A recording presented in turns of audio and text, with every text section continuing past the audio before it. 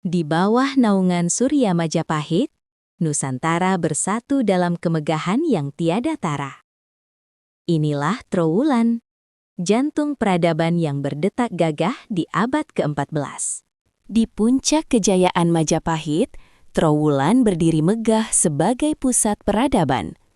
Namun, di balik dinding istana yang kokoh, Ratu Kencana Wungu merasakan getaran bahaya yang merayap perlahan dari Blambangan.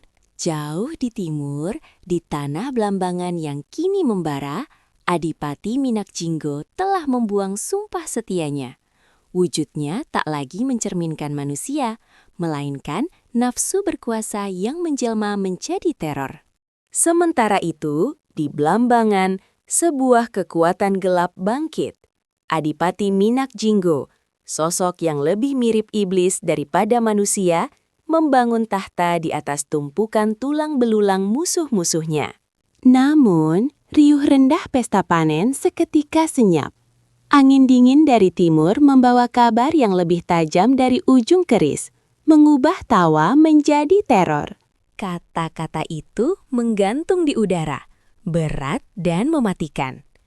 Pilihan yang disodorkan hanyalah antara kehinaan mutlak atau kepunahan total. Hening mencekam menyelimuti balairung Trowulan. Para jenderal yang biasanya lantang membual tentang perang, kini menunduk dalam, gemetar oleh bayangan kekejaman ilmu hitam Minakjinggo.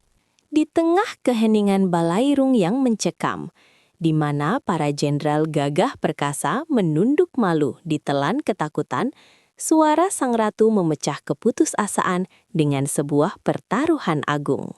Waktu terus berjalan bagaikan pasir yang lolos dari genggaman. Namun keberanian seolah lenyap dari hati para kesatria Majapahit. Bayang-bayang kekejaman Minakjinggo terlalu pekat, membekukan nyali bahkan para panglima terhebat sekalipun.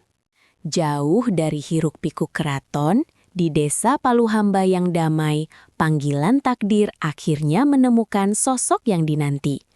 Seorang pemuda sederhana dengan darah ksatria yang mengalir tenang, kini harus meninggalkan pertapaannya. Harapan Damarwulan untuk disambut sebagai kerabat seketika musnah. Di mata Patih Logender, keponakannya itu hanyalah noda yang memalukan bagi kemegahan Trowulan. Alih-alih disambut sebagai keluarga, Damarwulan justru dihempaskan ke derajat paling rendah. Sang Patih yang dibutakan oleh gengsi menyerahkan sabit tua kepada keponakannya, menetapkan takdir sang kesatria sebagai pelayan kandang. Di bawah terik matahari dan hujan caci maki, Damarwulan menelan egonya, menyembunyikan taring kesatria di balik topeng kepatuhan seorang abdi. Di balairung istana yang megah, ketegangan mencekik udara. Prabu Kencana Wungu bukan lagi sekadar simbol keanggunan, melainkan perwujudan desakan waktu yang tak kenal ampun bagi sang patih. Dengan kelicikan seekor ular, Logender menyodorkan nama Damarwulan, bukan untuk memberikan kemuliaan, melainkan sebuah vonis mati terselubung, agar putra-putranya sendiri selamat dari amukan Minakjinggo. Tawa mengejek Layang Seto menggema, menganggap sepupunya itu gila karena berani menantang maut. Namun, ketenangan Damarwulan justru membuat senyum licik Logender sedikit memudar. Ada tekad baja yang tak terbaca di mata pemuda itu. Perjalanan ke timur menyingkap tabir kegelapan yang sesungguhnya. Di tapal batas Blambangan, Damarwulan tidak disambut oleh sorak-sorai, melainkan oleh kebisuan desa-desa yang telah mati. Di jantung benteng musuh yang dingin dan angker, Damarwulan justru menemukan sekutu tak terduga. Wahita dan Puyengan, dua selir yang jiwanya telah lama merana di bawah cengkraman besi Minakjinggo.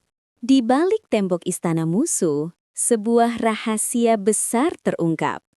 Kunci kematian sang raksasa bukanlah adu kekuatan semata, melainkan memisahkan iblis itu dari sumber kesaktiannya.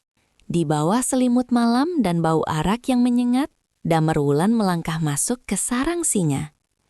Iblis belambangan itu tertidur pulas, tak menyadari bahwa kekuatannya yang tak terkalahkan kini tergeletak begitu saja di sisi bantalnya.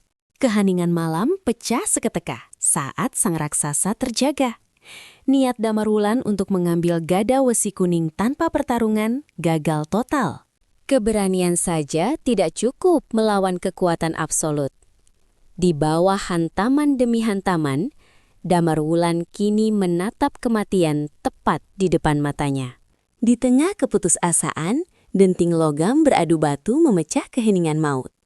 Wahita dengan sisa keberaniannya menendang satu-satunya benda yang ditakuti sang iblis. Gada wesi kuning meluncur tepat ke arah Damarwulan.